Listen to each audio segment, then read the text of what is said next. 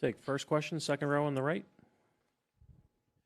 Bennedict, every day when people go out of his house, try to have a nice day. Did you thought about this, that you were going to have a good game today? Yeah, is that a true question? I'll pray every morning. Oh, that's what you're trying to say?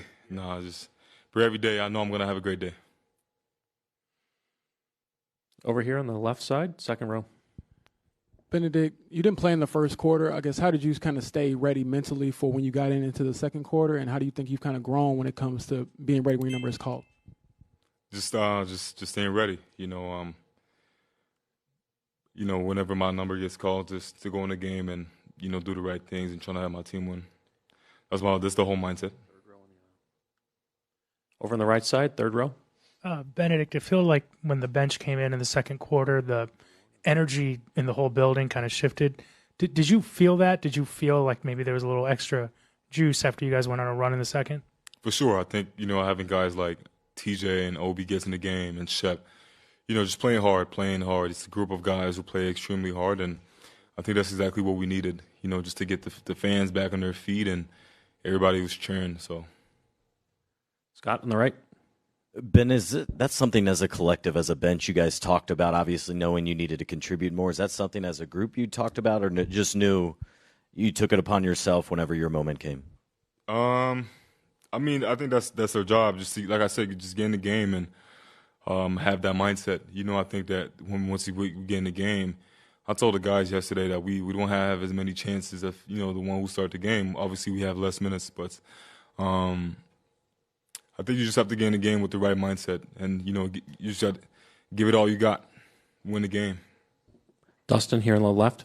Ben, just what got you into rhythm offensively? You're obviously able to hit a lot of those mid-rangers and threes and stuff like that. I mean, how did you find space, and what got you, just into a rhythm shooting-wise?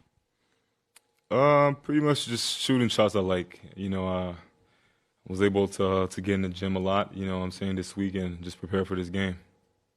Jamal up front.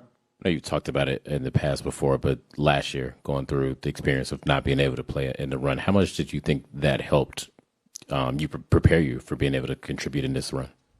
I think as much as I was out last year, not being able to play, I learned a lot.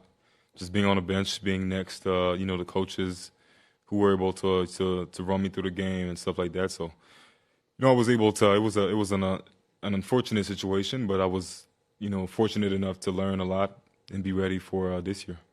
Front right. Hey, Ben, up here. It seemed like in game two, at certain points, the offense went stagnant and you guys weren't able to move the ball as much. And tonight, there was a lot of off-ball movement, guys cutting towards the rim. What did you see differently tonight that allowed you guys to find so much success in that area? I think our aggressiveness. I think, the way we started the game, wasn't the best, but we were able to, call a timeout and pretty much execute what we usually do. And I think when we play Pacers basketball, that's the best thing that, we're going to get and the fans are going to get. Second row here on the left. Bennedict, Rick Carlisle told us a story about how you were basically counting down the days till you could return from the labrum injury, and you were like coming in every day, taking the sticky note off of the calendar. Can you describe what that was like for you? And then secondly, what does Obi Toppin mean to this team from an energy standpoint?